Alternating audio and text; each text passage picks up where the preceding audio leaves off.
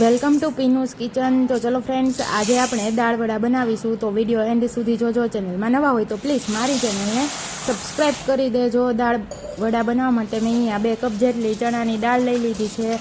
તેને સારી રીતે પાણીથી વોશ કરી લેવાની છે। જ્યાં સુધી પાણી ક્લીન ન આવે ત્યાં સુધી દાળને વોશ કરી લેવાની છે। તો આપણી દાળ સારી રીતે વોશ થઈને રેડી છે। ત્યારબાદ તેમાં 2 ગ્લાસ જેટલું પાણી નાખી તેને 4 કલાક સુધી ઢાંકીને પલળવા દેવાની છે। રોજ નવી નવી રેસીપી જોવા માટે પીનુસ કિચન પ્લીઝ સબસ્ક્રાઇબ કરી દેજો। તો આપણી દાળ સારી રીતે પલળી ગઈ છે। તો હવે તેને આપણે ક્રશ કરી લેશું।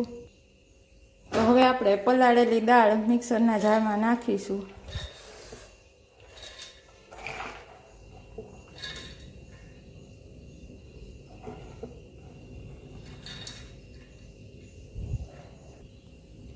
લીલા મરચાં નાખીશું, લસણ નાખીશું અને આદું નાખીશું। જારનું ઢાંકણું બંધ કરી સારી રીતે ક્રશ કરી લેશું।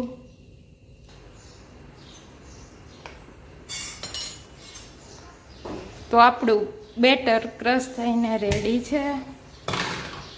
થોડું આ રીતે રાખવાનું છે। હવે તેને એક બાઉલમાં સારી રીતે કાઢી લઈશું।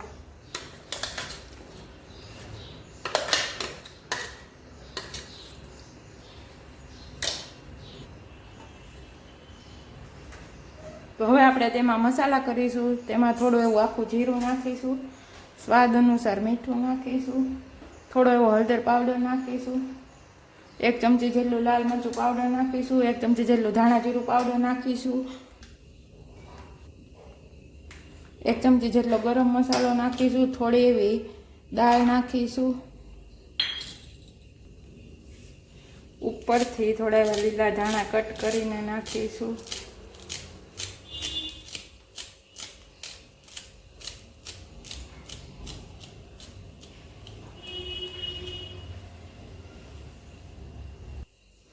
એક લીંબુનો રસ નાખીશું।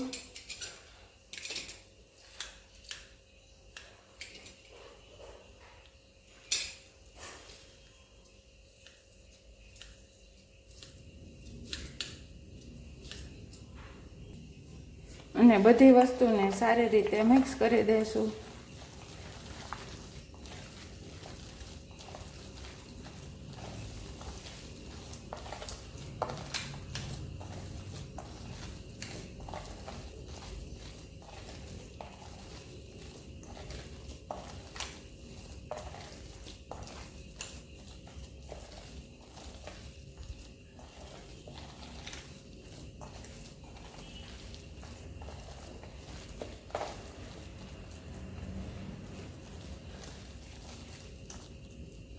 આપણું દાળ વડાનું બેટર રેડી છે। તો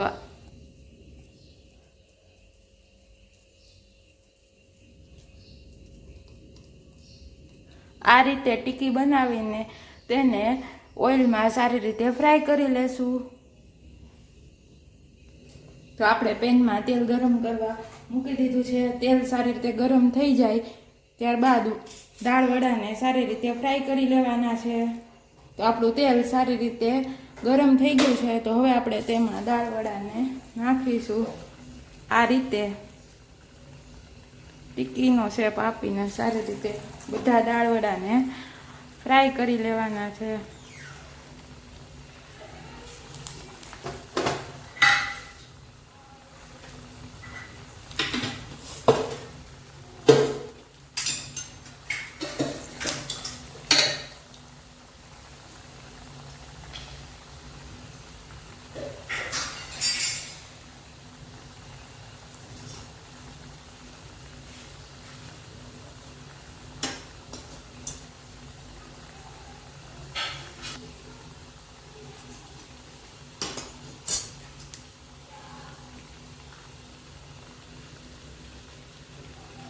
આ રીતે ધીમા ગેસે ક્રિસ્પી થાય ત્યાં સુધી દાળ વડાને ફ્રાય કરી લેવાના છે।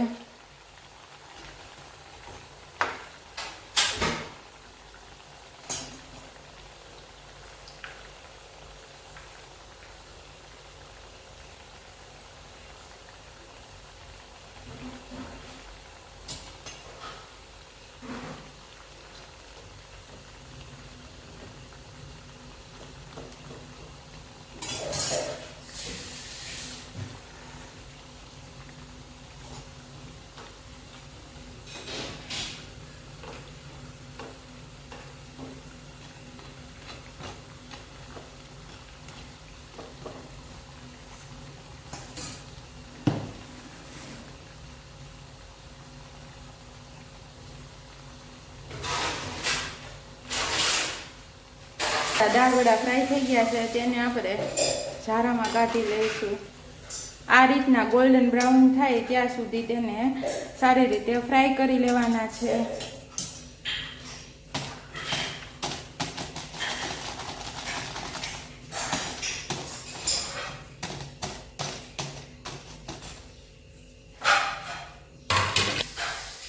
સેમ જ રીતે હવે આપણે બધા દાળ વડાને સારી રીતે ધીમા ગેસે ફ્રાય કરી લેશું.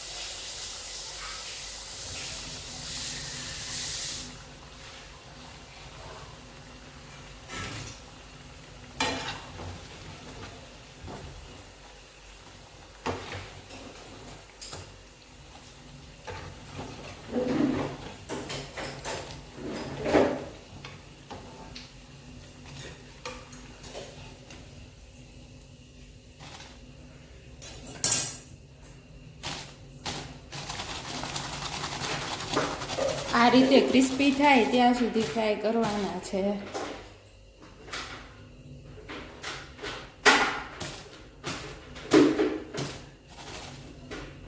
તો આપણા દાળ વડા બનીને રેડી છે. મેં અહીંયા તેને ટમેટો કેચઅપ જોડે સર્વ કર્યા છે. તમે ગ્રીન ચટણી જોડે પણ સર્વ કરી શકો છો.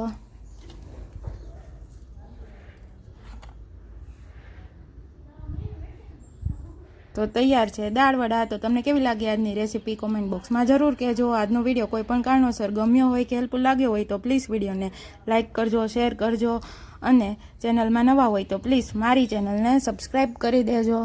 રોજ રોજ નવી નવી રેસીપી જોવા માટે પીનુસ કિચનને પ્લીઝ સબસ્ક્રાઈબ કરી દેજો. તો ફરી મળીશું આવી જ નવી રેસીપી સાથે.